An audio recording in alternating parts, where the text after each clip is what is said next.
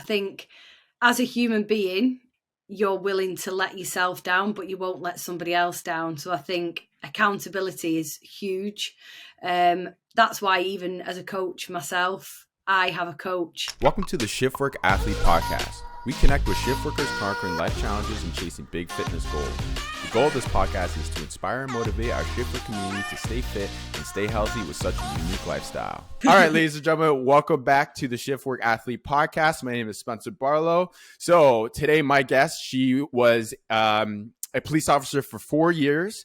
She loves working out. She's big into triathlons, completed her first 2 sprints as of this year. She is an online fitness coach. Her Instagram page is _GracieFit, aka the Shift Work Coach. And everybody, I would love for you to welcome Grace Cowan from the UK. Hi, what's going on? Welcome to the podcast. Thank you so much for joining me today. What inspired you to become a cop?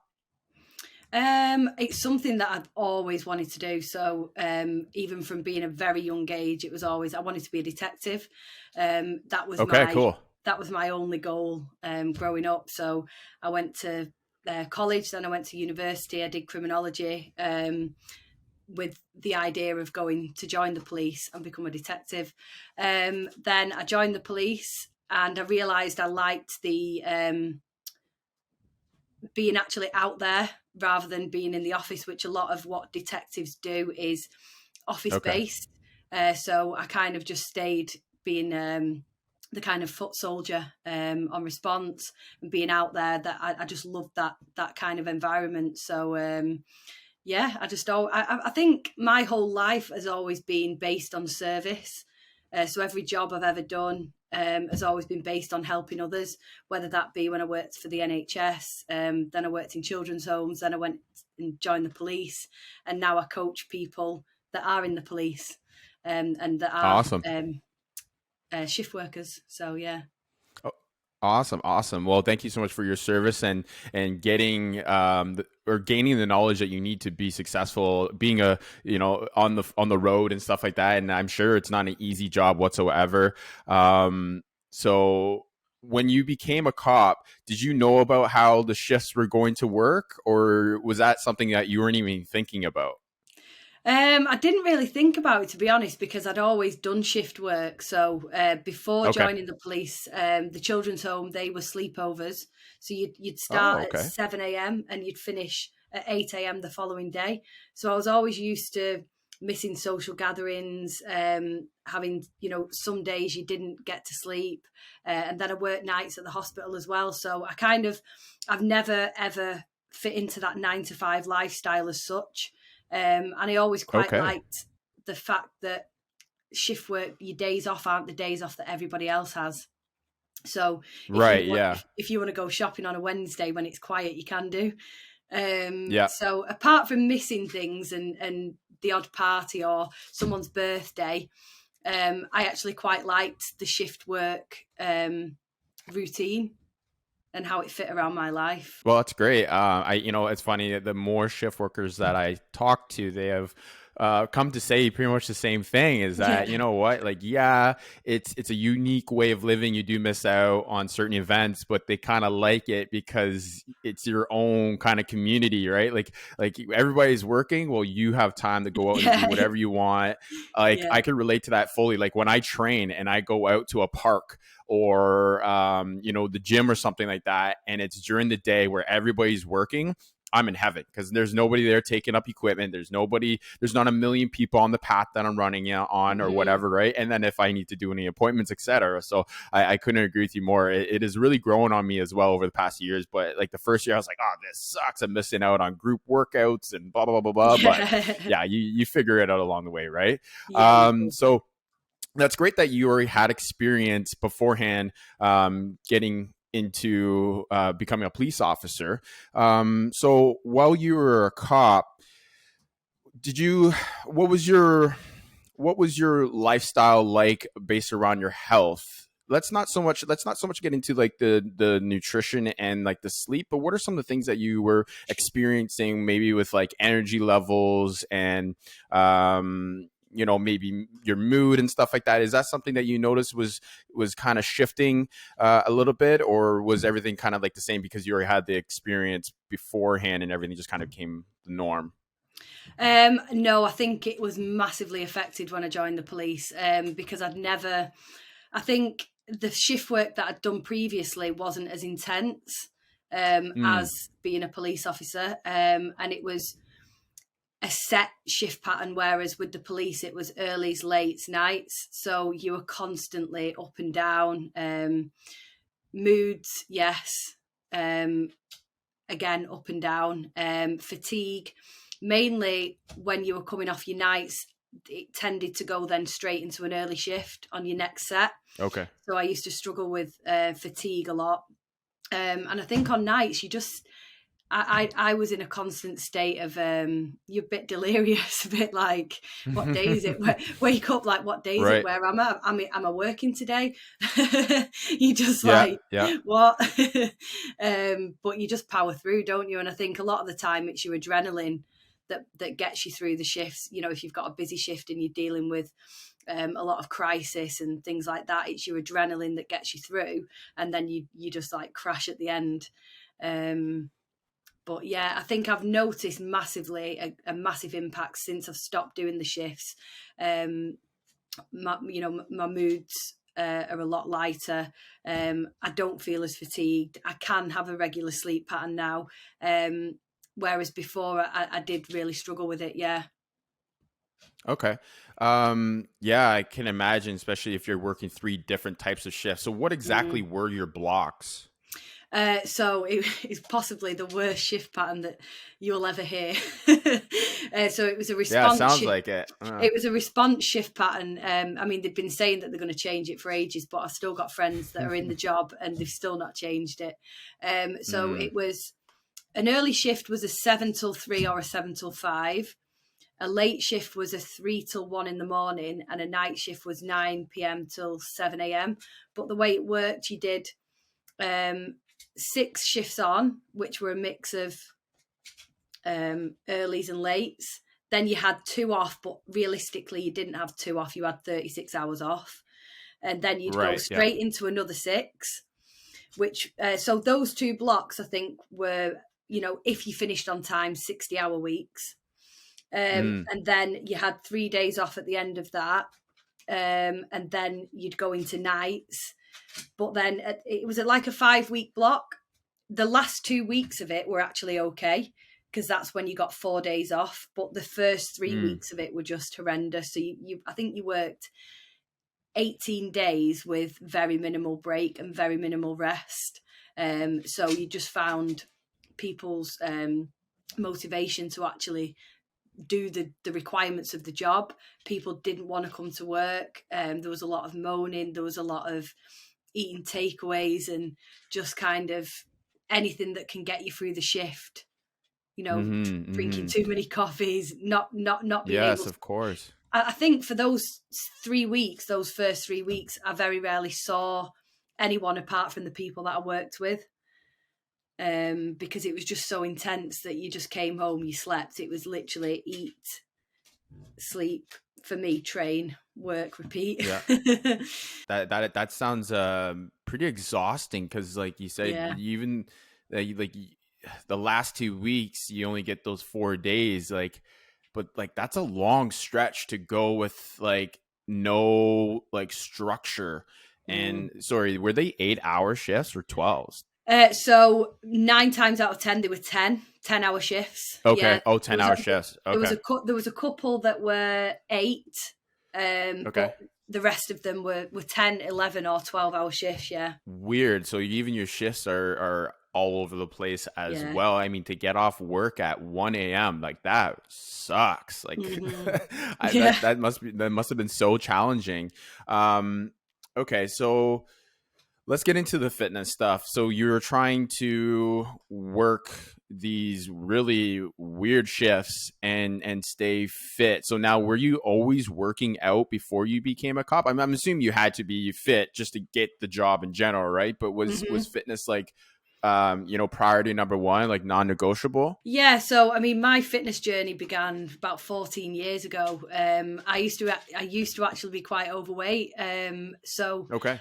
I started 14 years ago. I just, I made the choice to better my health, and I started going swimming. Then you kind of build it up from there, don't you? So it's always been a non-negotiable for me. It's always been for the past 14 years. It has always been something that has always been part of who I am now. So yeah, when I joined the job, initially I worked in London for 6 months. Okay. So I joined a gym down there. I went to the gym every day down there. And then when I came up and I was positioned in Manchester, I then continued to make it part of my daily routine. It was kind of a non-negotiable always. But then, I mean, this is what I say to my clients now as well. If it was a case where I was really, really, really tired and I didn't have enough sleep, then I would take a day off because it's needed. It's what your body needs at that moment in time, and not to beat myself up about it. So yeah, if I could train, I would, and it was always minimum 4 times a week. I'd still get a chance to get to the gym, just That's based good. on energy levels and how I felt that day. When did you do your workouts? Was it right after work or did you go before? My earlies, I used to go either before work or after work, but that all depended on how many hours sleep I got the night before. So if I got Okay. enough sleep the night before, I'd get up at 5 and I'd go to the gym before work. Because what used to happen was I'd say, oh, I'll go after work, and then you end up staying on late, and then you don't end up going, and you end up missing your workout. So that used to get Right. on my nerves a bit. So if Absolutely. I got enough sleep, I'd go before work. Late's always before work, and then nights, what I'd do is I'd go at like 7 p.m. in the evening sometimes, and then go straight to work from my workout. No, that's good. So, did you notice a difference in performance and just like your overall mood compared to training before work over after work? Yeah, so I always used to like training before work because I felt like it set me up for the day. Hmm. So I know some people train after a night shift, but I really do not know how those people do it. I don't know whether you've ever trained after a night shift, but I don't think I could do it. I, I'm Yeah, I'm I'm the I don't I'm anymore. the person I'm the person like having to pin my eyes open at the end of the shift. So Mm, I don't know how yeah, people can go and do. I think I tried it once and it was possibly the worst workout I've ever done in my life. yeah, yeah. It's not good for your body. Like No. so have you ever heard of F45? Yes. Yeah, so I We've used to got be a one in coach there. Manchester as well, yeah. You guys have one? Oh, Yeah, best yeah. gym, honestly, the best gym. So I would go after work and do a strength training workout, and like I don't know, I just think I'm a little bit crazy, but like I would go in and just smash the workouts, but then I get home and I'd be wide awake. Mhm. And the more that I've come to learn, I was like, okay, I'm just adding more stress to my body. My recovery is going to take so much longer. I was like, yo, there's no point like trying to force myself to stay awake after work. I just worked a 12-hour shift to go and put more stress on my body. Go get your sleep and wake up after, or wake up and then go to the gym after that, right? Yes. And it's just trial and error, and I think we all go through that to see Mhm. what works for us. And you got to stay educated on top of that as well to make sure that what I am doing for my body right now, is it benefiting me or is it hurting me? And I just came to learn that it was actually hurting me more than anything. So, that's when I took a big step back, and especially with triathlon training too. It's like, you got to prioritize when you're going to be at your peak, because, you understand training for triathlon, it's a lot of work, and you're working Mhm. 4 disciplines, right? You have your swim, the bike, the run, and strength training on top of that, right? So when you do go into those training sessions, it's what makes more sense, getting good sleep and working out, or sacrificing sleep and also putting more fatigue on your body. Who's going to win at the end of the day? Those injuries are going to win, right? Mhm. um No, that's really good. So your journey, getting fit and losing weight, and you look fantastic. So congratulations on all your hard work. I'm sure it wasn't easy. What Hmm. what was that? What was that trigger for you? What made you say, I had enough of how I'm feeling. I want to make a change. So it was actually, I booked a holiday with my sister years ago, and something just clicked in my head, and I just thought to myself, I don't want to look like this anymore. I don't want to feel like this anymore. And there is more to life than how I'm feeling right now. And I was actually at university at the time, and I actually lived next door to the gym, but I just never went. Mm, So I just decided one day, I thought, I'm going to go swimming, because that was the only thing that I felt comfortable to do, because I was really right. unfit. Overweight, and I just didn't feel confident to do anything other than what I knew, which was swimming. So yeah, Hmm. I did it, started going every day, and the weight just began to fall off. Then I started going to the circuit training classes, and then eventually found strength training, and absolutely fell in love with it. And now I do triathlon training, but for the same reason. I think I was losing the spark for bodybuilding as such, because yeah, your numbers go up, and you get stronger, but then for me, I'd kind of reached that ceiling. So that was why I went down the triathlon route. I've always enjoyed going out on the bike. Running's never been a massive forte for me, but I've Hmm. always enjoyed swimming and strength training. So put it all together, and now it is never a chore. I mean, apart from the sprints every now and then, that's Hmm. Right. Yeah. questionable. I've never been a sprinter, Yeah. but apart from that, I absolutely love my training. And it goes back to what you were saying before. I think when you're doing triathlon training, you have those days where you wake up and you think, I can do this today. I'm going to have a really good session, and your performance reflects that. And I think some days, especially now with yourself with working shifts, you wake up and you're like, it's not happening today. And it's about Hmm. listening to your Yeah. body, and understanding that's okay. It's Hmm. okay Yep. to feel that way, and it's okay to rest, because training is a massive stress on your body. So you need to Yeah. allow it to de-stress and recover. And like you said before, it prevents injuries, and it actually gets you closer to your goal by taking that rest. Huge. Yeah, absolutely. And that's the thing is recovery is so key in your sleep. Like, don't sacrifice sleep. And that's one thing I preach to a lot of my coworkers and anybody that asks me any questions about fitness, etc. I'm like, just number one, don't sacrifice sleep. Is your number one performance enhancer for Hmm. your mood, everything. Like Hmm. the list is endless, right? All right. So yeah, thank you so much for sharing that. Let's get into some of your routines. So when you were a police officer, you were your training and stuff like that. So these routines could be a part of your sleep and nutrition. So what are some of your concrete routines that you had to make you also feel fulfilled other than working out?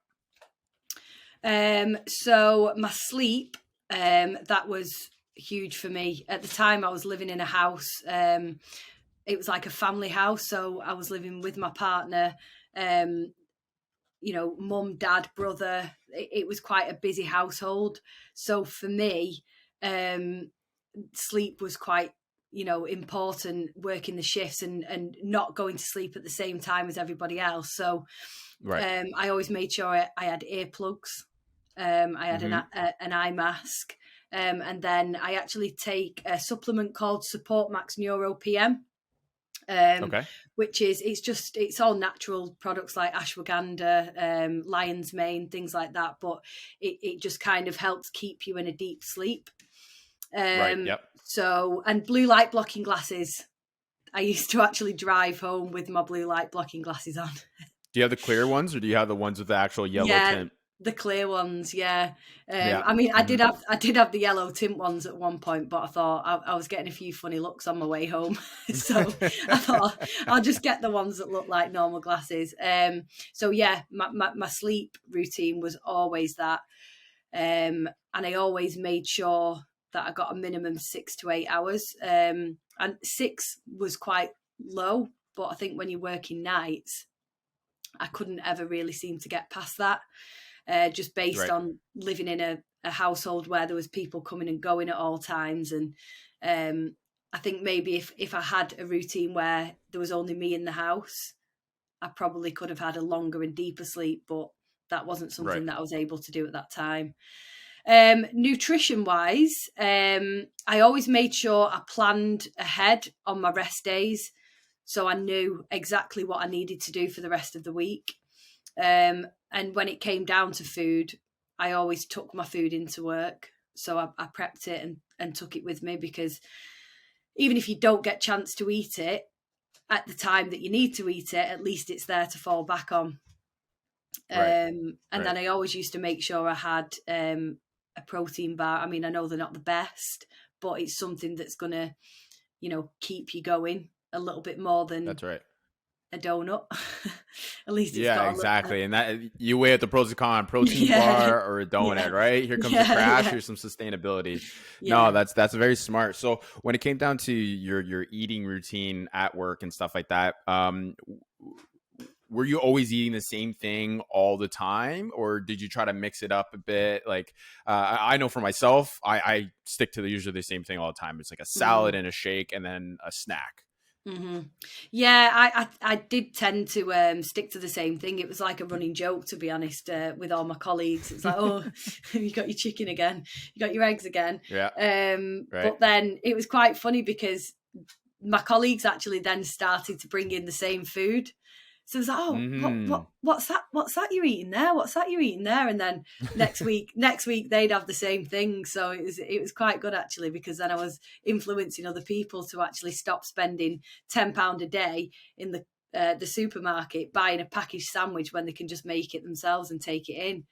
I always tended to stick with the same kind of things. Like you were saying, especially on a hot day, salads and things like that, something that I could take in a cool bag. If I was ever out in the car or out on the road somewhere, you could always eat it.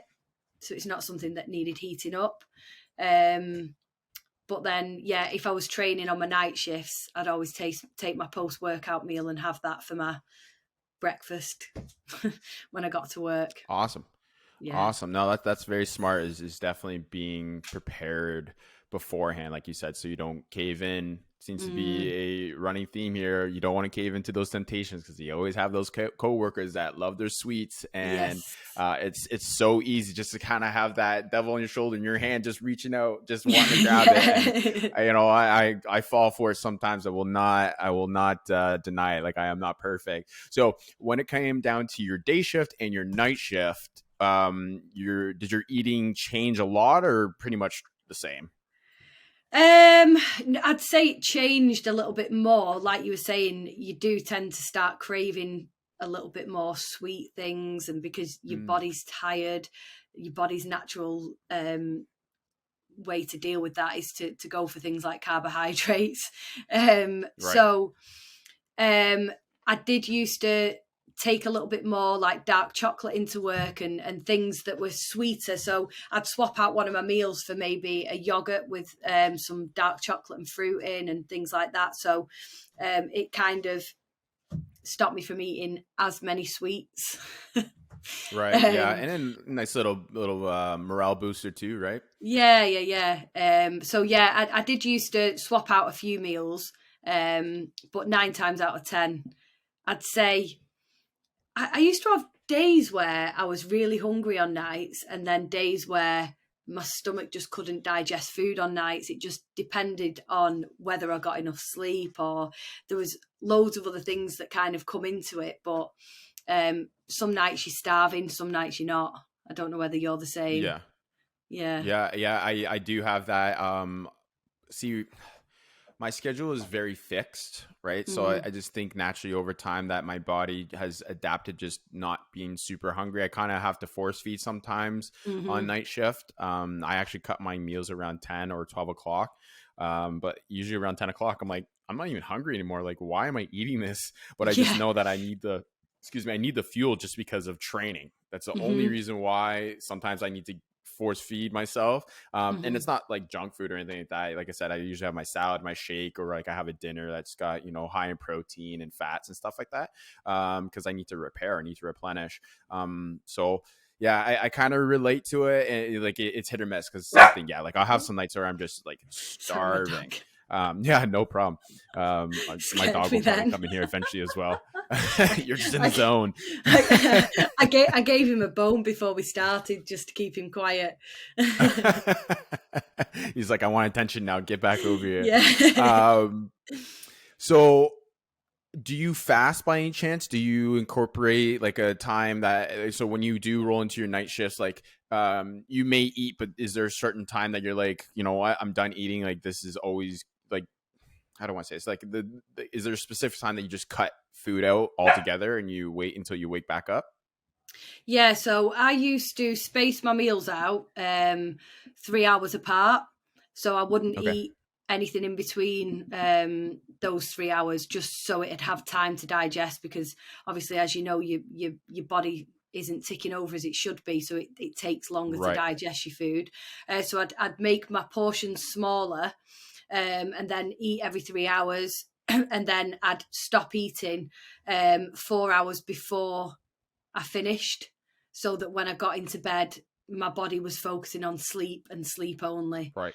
Um, and then wake up the next day, and then you'd actually be hungry. Yeah. And Smart. then, No, that's really good. yeah, my early shifts I used to fast as well. So I used to fast until about lunchtime some days.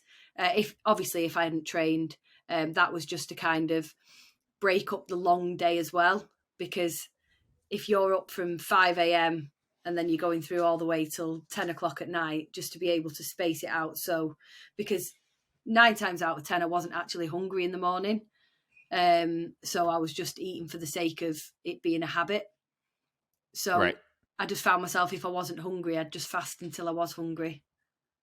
Okay. Awesome. Mm. That's good to learn, because I think a lot of people are kind of leaning towards that way as well. Like, same thing, like, oh, I need to eat because it's a habit, it's a morning time. Mm. Like, sure, like if you're hungry, eat, but if you're not hungry, wait until you're actually feeling that sensation to want to eat. Because if you're always just eating, that becomes a bad habit all on its own. And I personally believe in fasting. Like I do it myself, depending on Mm-hmm. the training day. So when you started to incorporate that fast, did you feel a difference in energy levels? Yeah, it's strange, isn't it? So you think by not eating that you'd actually be tired, but it's quite the opposite. Mm-hmm. Um, I think it actually it wakes you up, and it actually helps moving forwards with the digestion of food, and gets all your hormones back working as they should be.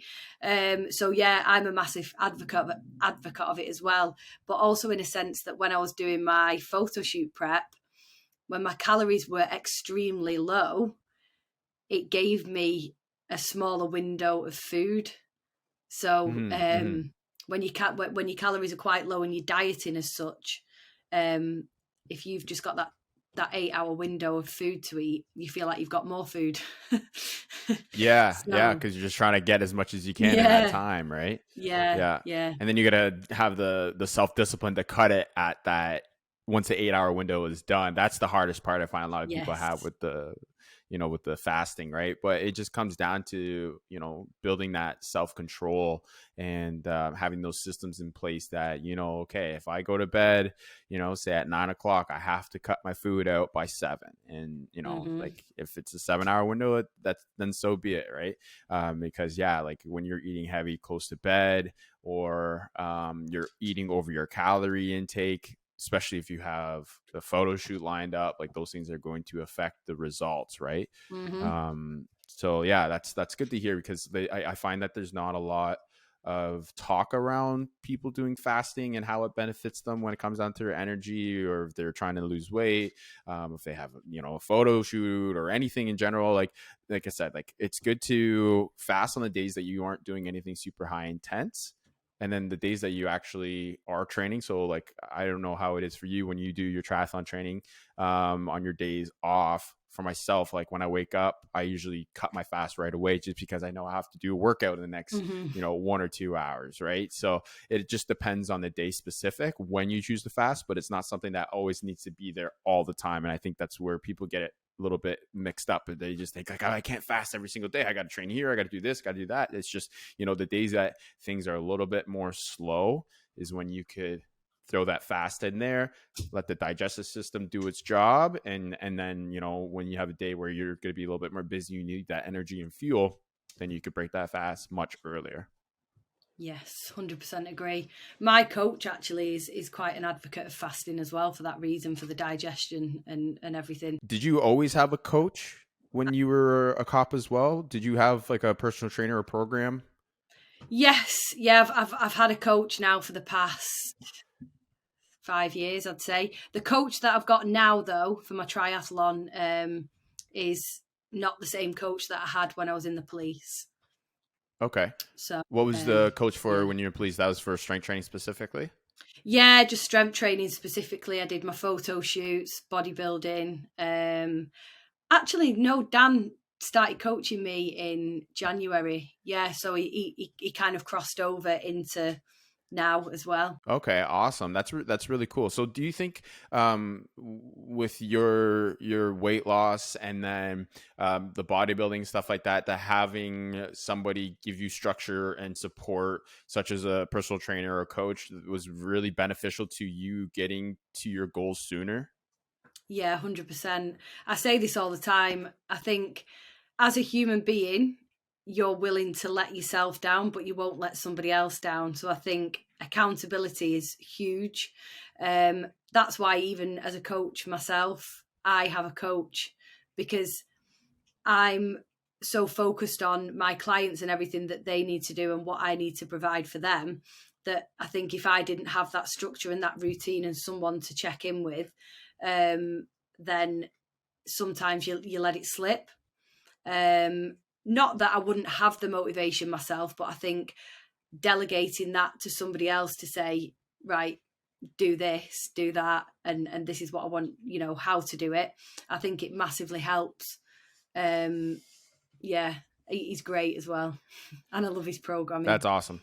Yeah. Hey, that's the best thing. You have a good relationship also with that coach, which also keeps you motivated because you're proud of the accomplishment or the goals that you've already accomplished. And when you're having fun with the program, your coach is also having fun. It means you guys are building that strong relationship, and he could really make things adapt to what keeps you motivated and driven to wanting to be your best. And then also, like you said, like it's easy to let yourself down, but you don't want to let your coach down. And now that you've also shared your journey on your social media, and then you have your own clients on top of that, you always want to lead by example instead of just being a person that takes pictures, doesn't show any videos, and show what your results are. Now you can be relatable as well, and sharing the fact that you may be a coach, but you also need guidance and support, and it's okay. Like that's the only way that you're going to be able to learn and sharpen your skills, and that whatever you learn, you could share that with your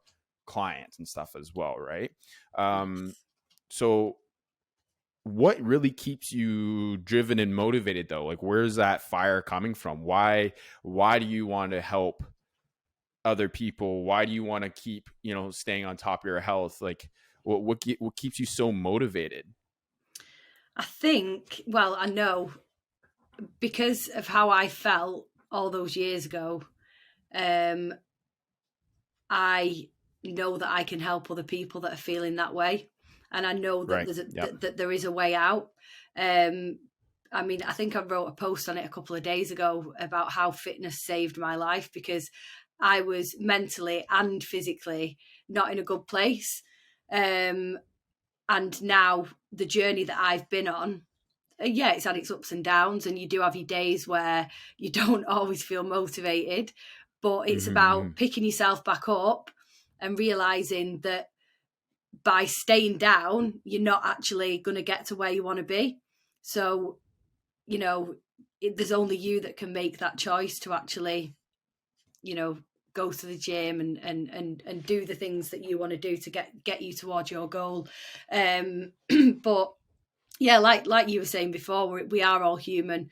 There are days where you think, oh, the tempo bike intervals, but Yeah. then you do it and you feel so much better after it. So I think in the back of my mind, all I think about is the goal for one, and secondly, how I'm going to feel after that workout and the endorphins I'm going to get and the sense of achievement and the confidence and everything that you get from those actions is always in the back of my mind.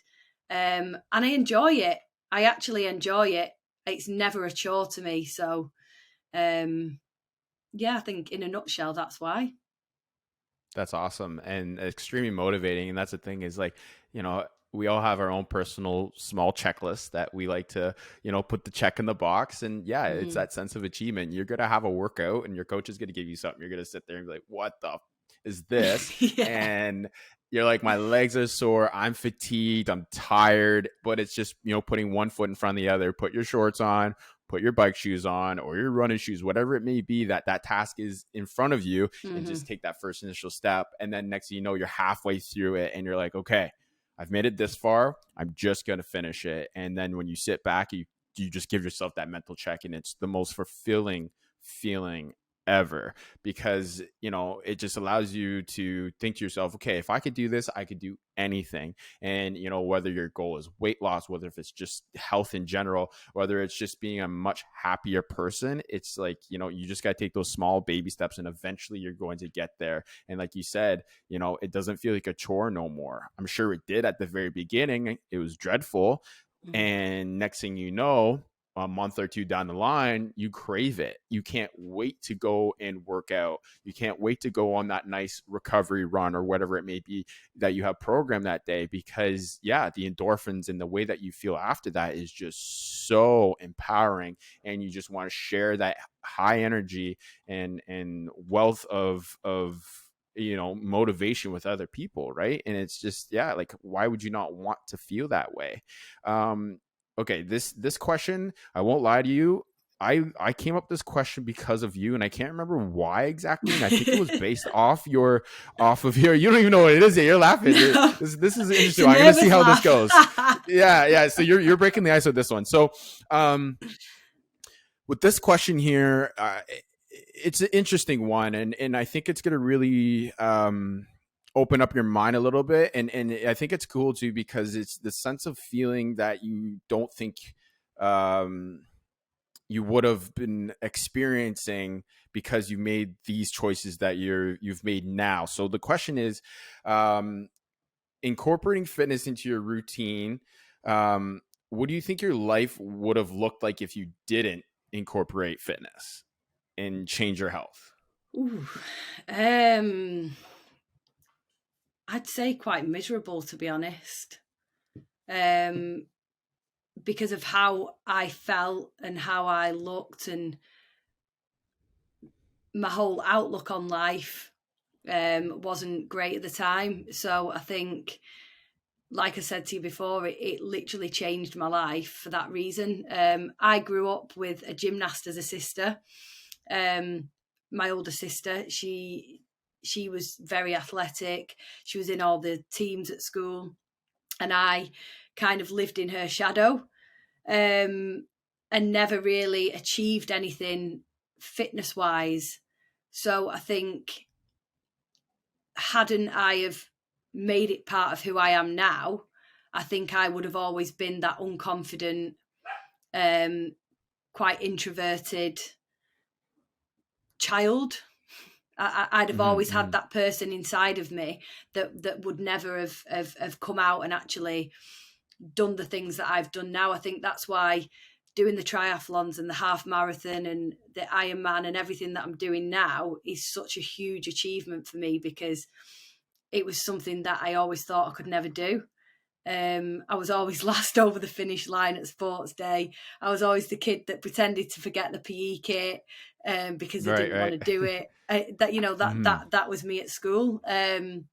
So it's quite funny, really, looking back and thinking how much I despised PE, but I didn't actually despise sports. It was just because I couldn't do it.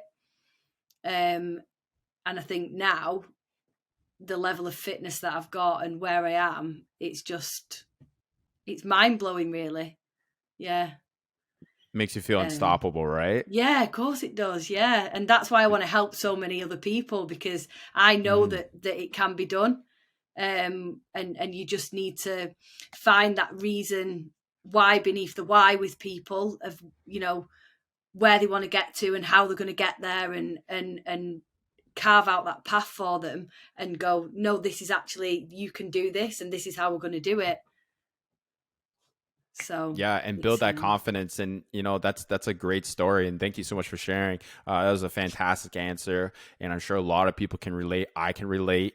I was a skinny, lanky kid. I was not athletic at all. I was on the basketball team, but I wasn't very good.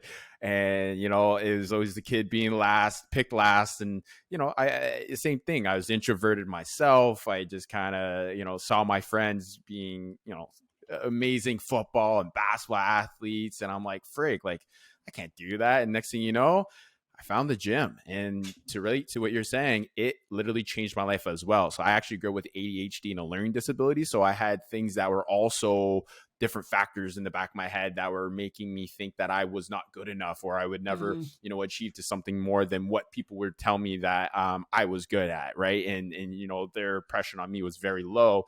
And so I had to think above that. And, it's great when you have that moment of clarity that, anything is achievable if you're willing to make the changes and change the story that you're telling yourself. Right. So, the day that you started swimming across the street from your university, there obviously was something there that you were just like, you know what? I had enough. I'm changing the story. I want to be something more. And yeah, you know what? Your sister might have been the gymnastic one that was always on teams and whatever, but in a way, she kind of helped you. She motivated you to think outside the box or want to make change. Because I'm sure for her, when she was born, it was just kind of like, oh, okay, you're doing gymnastics and this is what you're doing. And, it just so happened that she's good at it. And, and she wasn't doing it in a way to like make anybody feel a certain way. And I'm sure you had your path as well growing up. And then, you're like, that looks very interesting and fun. And you know what? You're like, you took a chance, you made a change. And that's amazing that you're open-minded to take those small baby steps that led you up to the point where you are now, to wanting to, do triathlons and incorporating the fitness and stuff like that, being a cop, and now leading yourself up into a position where you could take all the knowledge that you have experienced and help other shift workers, which is so impactful. So I would actually love to get into that. What was the next decision or chapter in your life where you're like, you know what, I want to make a change in my career. I've had a great experience being a cop. Now I want to move on to something more. Why the change? So I was actually doing both for over a year, but then it got to a point where I was working for it was a task force, so it was up and down the country, and it was getting a little bit too much with doing both. And I thought to myself, yes, I love my job. And I love everything about the job, but I've got this knowledge now that I can bring into another side of it. So I thought to myself, I want to actually go into full-time coaching so that I can take everything that I've learned from my shift work and put it in there, because there's not a great deal out there for shift workers. A lot of coaches out there don't really understand shift work, and they don't really understand the demands of the job, and they don't really understand that your 8-hour shift can turn into a 16-hour shift, and they might go, why have you not done your workout? And it's like, right. So yeah, that was why I made that decision. I was being demanded by more people that needed my help, but I couldn't actually help them because I was too busy working. So that was why I decided to, take the leap and follow the coaching path. That must have been a very scary day or moment for you. It was.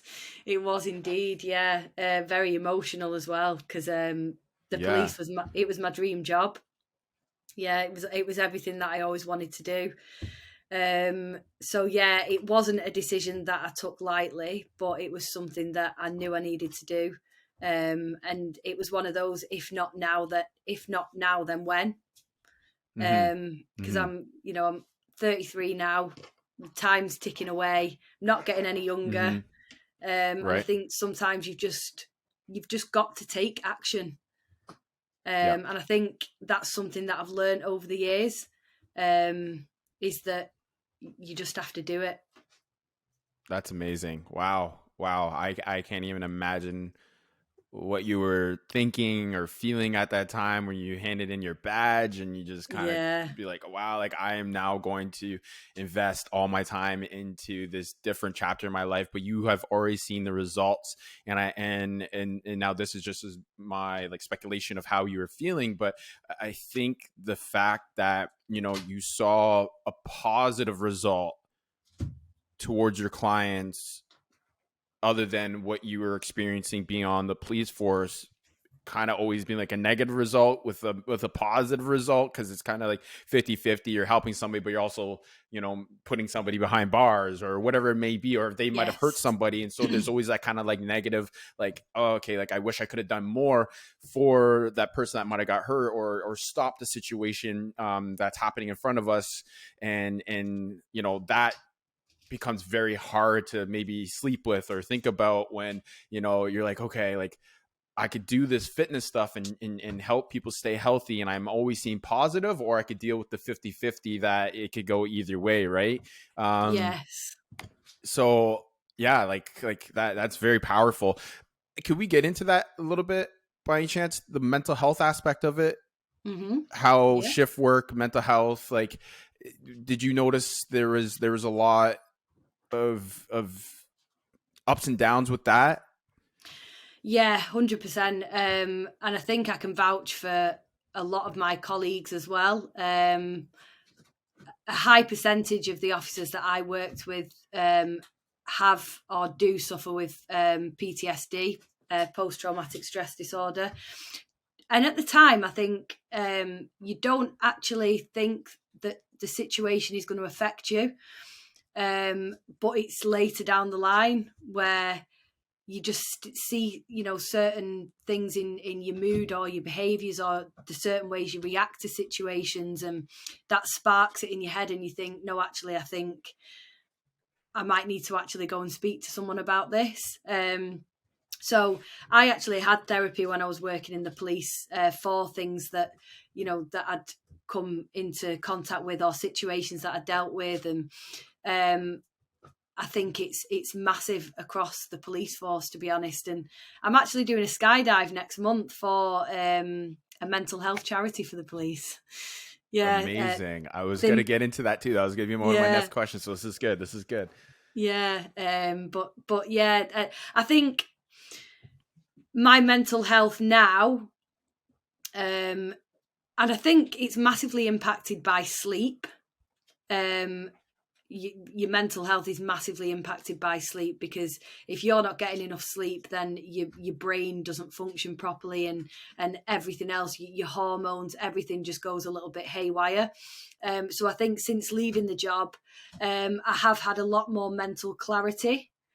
Um, but yeah, mental health is huge, and I think the more support that officers can get, and people that work in shift work can get, the better. And that's why I make it a big part of my coaching as well. Next, I'm actually doing a qualification next week on mental health and exercise coaching, so I will actually be Amazing. accredited in mental health. So if someone came to me with and openly told me about something that they were struggling with mentally, I'd actually be qualified to help them in that aspect as well, because it's huge.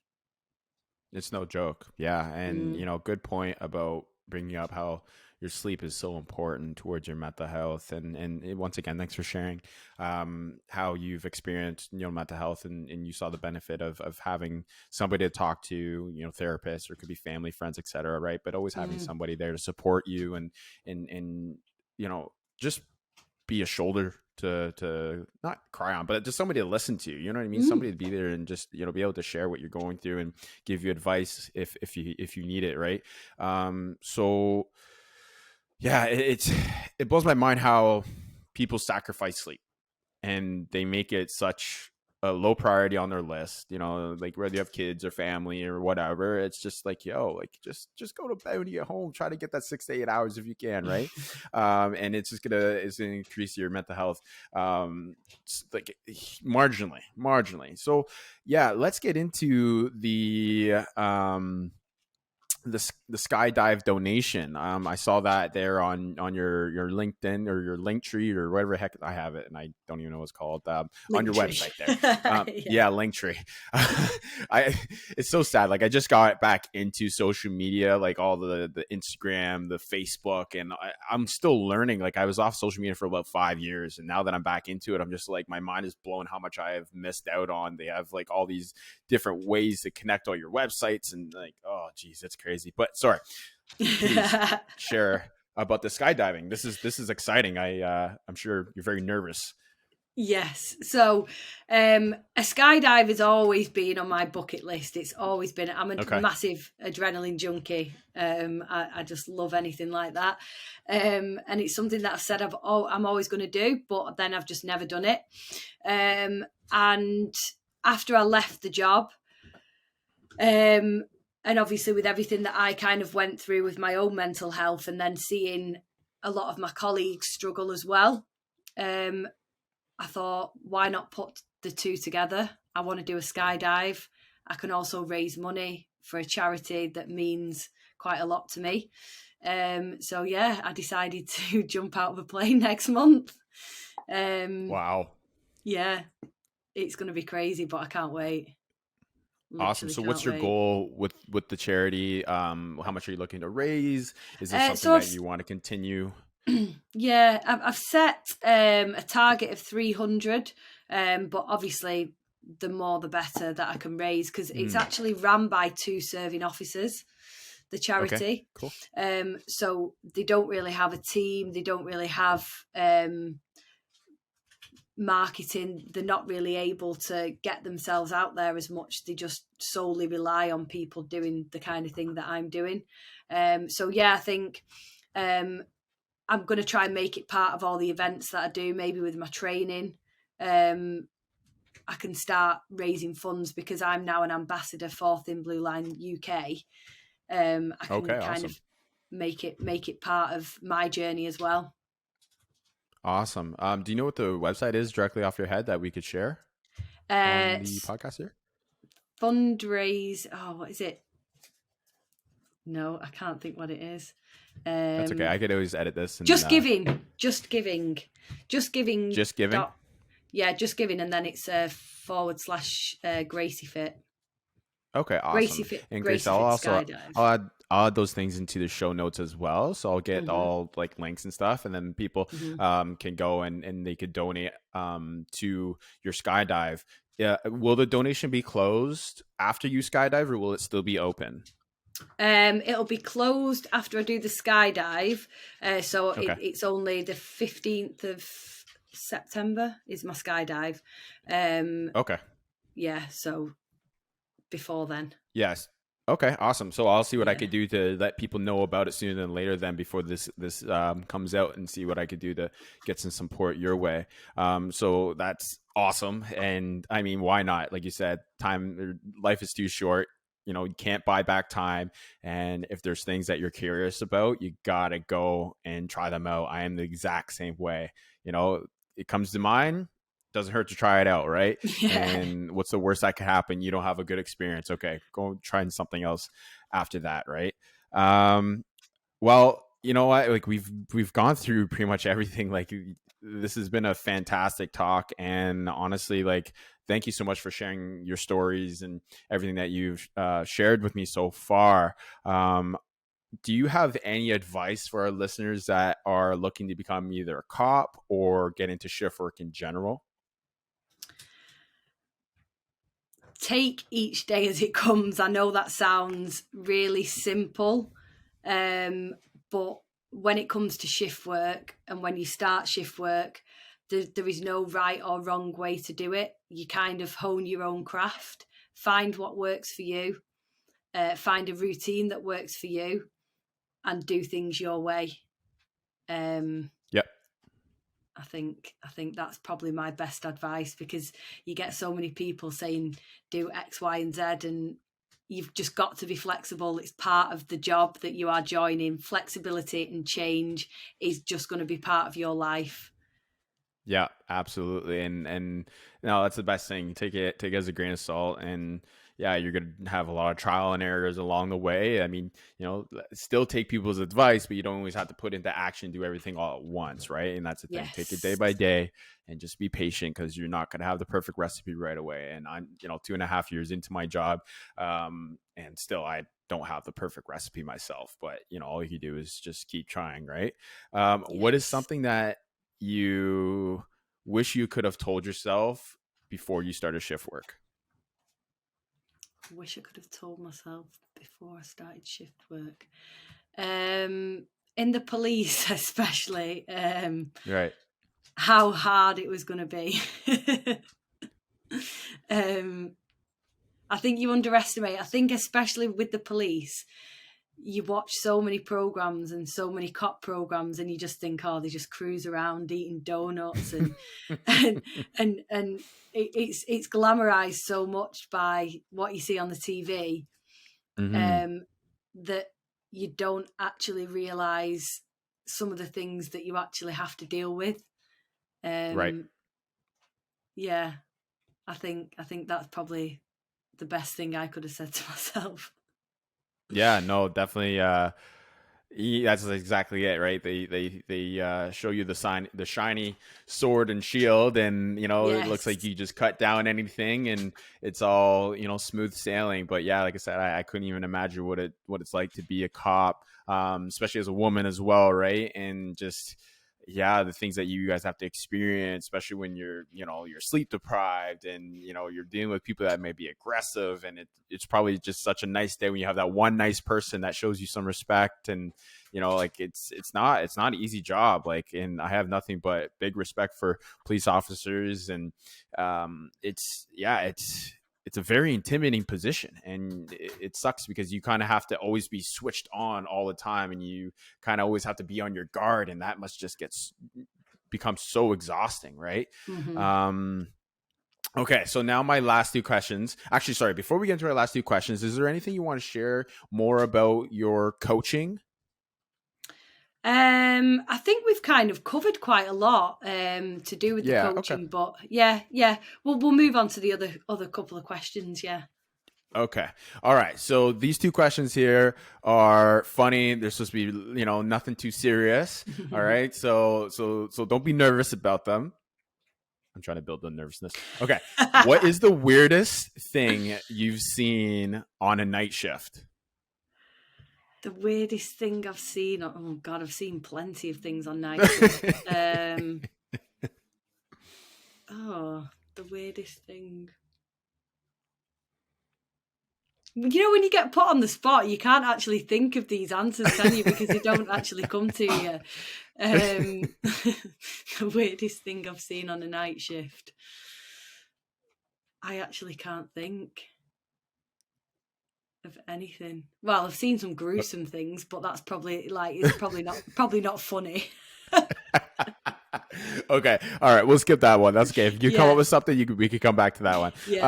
All right. And the last one is, what is the funniest thing you've ever done being sleep deprived? Oh, wow. When I was on night shifts deprived. Yeah. I remember once on a night shift, I thought it'd be a really good idea to hide in one of the old lockers. They put, the lockers where you put your uniform. So right. Yeah. I'd hidden in one of the lockers. The sergeant had gone to make a brew, so I thought I'd hide inside one of the lockers, and as he was walking past, come out and scared, forgetting that he had a brew in his hand. So I hid in the locker.